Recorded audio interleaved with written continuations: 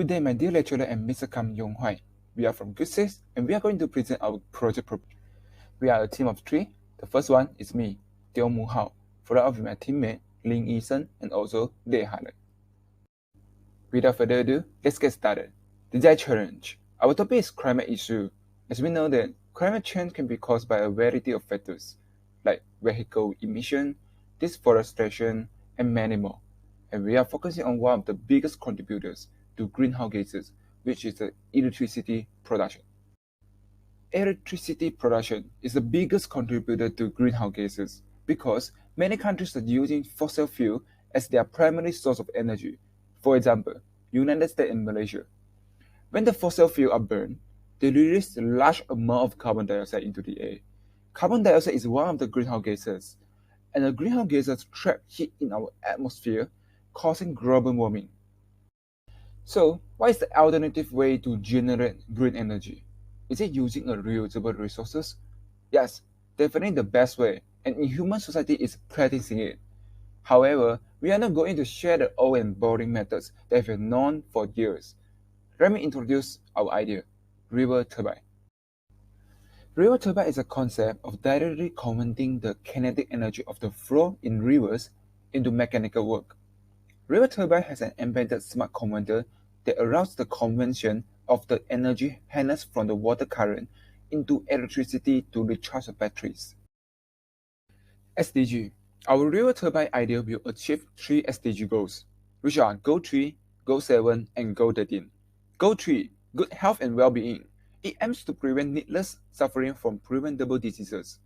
By reducing the climate change impact, it will definitely improve the health of human society. That's because climate change do harm to human health.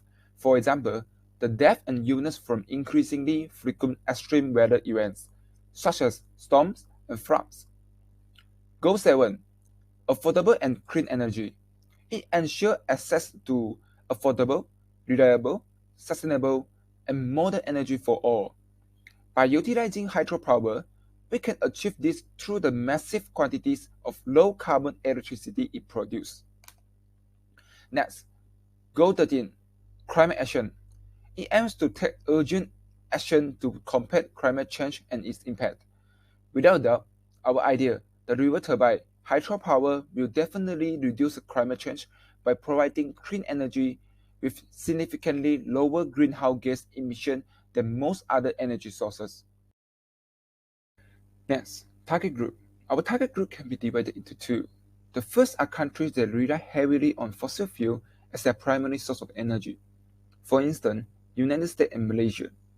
The second group are those countries that have many rivers. For example, Malaysia.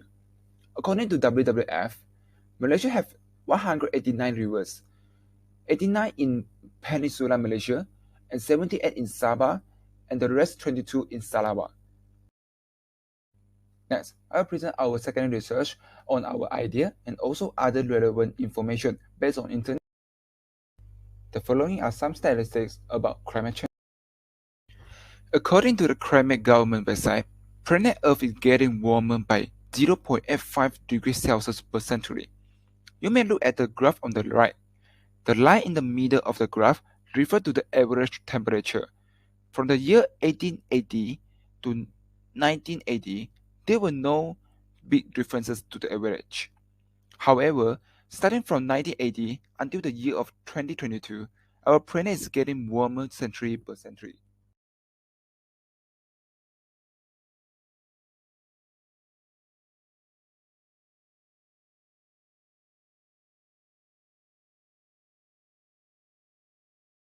Next, I will show some statistics and evidence of the electricity production pollution. According to EESI's research, fossil fuels supply about 80% of the world energy. Therefore, the amount of carbon dioxide produced by burning fossil fuels is unimaginable. For the US themselves, burning fossil fuel accounted 74% of the US greenhouse gas emission in 2022. For Malaysia are the same situation as US. That's because Malaysia used fossil fuel as a primary source of energy. 46% of Malaysia's energy are come from coal, 39.7% from natural gas, and only 13.2% from hydro.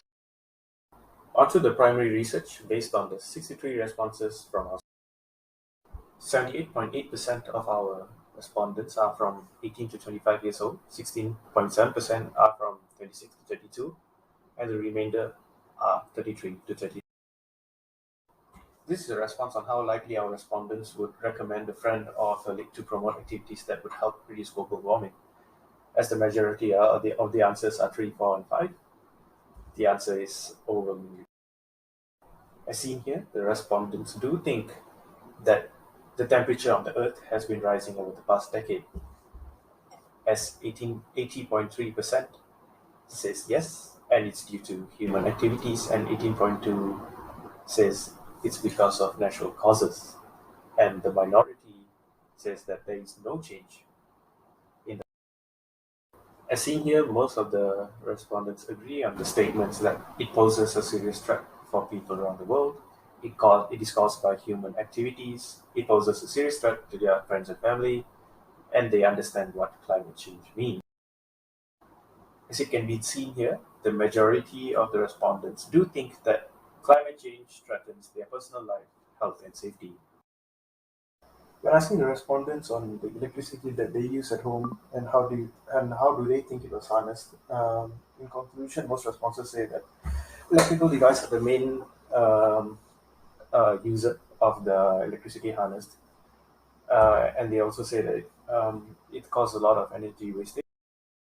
Most respondents do agree on the drawbacks of harnessing energy in the previous stated question. In the respondents' opinions on what they think is the ideal way of producing sustainable and clean energy, they can come up with a few solutions such as green construction, heating fusion, hydroelectric power, nature resources, reducing air pollution, and wind turbine. So it's clear to see that they have a general grasp of understanding how to produce sustainable and clean energy. Now on to the current solution. And this diagram shows the general ways to generate electricity from the least beneficial way to the most beneficial way possible. And in hindsight, it may seem that the most beneficial ways to generate electricity are the ways to go, but it does come with. One of the major problems with renewable energy generation is that supplies are far more variable than other means of energy generation. Fluctuations in sunlight levels and wind means that supplies are less consistent than those derived from fossil fuel plants. The biggest challenges faced by the renewable energy sector is economics, specifically the financial issues involved in bringing renewable technologies and renewable energy to the masses. Yet the transition from the carbon and fossil fuel industry is a massive shift, and like any other massive shift, comes with huge financial costs. Linked with economic concerns are political challenges for the transition to renewable energy. As authorities in certain countries continue to take great strides in the right direction, other jurisdictions are being left behind. There's also a huge and troubling infrastructure gap. Like other forms of infrastructure, energy infrastructure in many regions are shockingly underfunded, poorly maintained, and insufficiently stable or resilient to meet the demands of the future. Onto the topic of lands, on which lands should we use for farms full of solar panels and wind turbines? How can we balance this need with the need for land for housing, food production, flexibility, etc.? Now onto the additional. Now onto the prototype price estimate. Piping and housing for the funnel and turbine would cost 100 to 200 ringgit depending on the type of material used. Keep in mind this material has to withstand heavy weather in our country or any other country that is being installed in. For the turbine, it would be about 100 ringgit. In terms of the hydroelectric generator, it would also be around 100 to 200 ringgit. The cables needed to connect the river turbine to a capacitor or directly to a power station would be around 50 ringgit, which also has to be a certain type of cable that can withstand bad weather, high heats, and etc.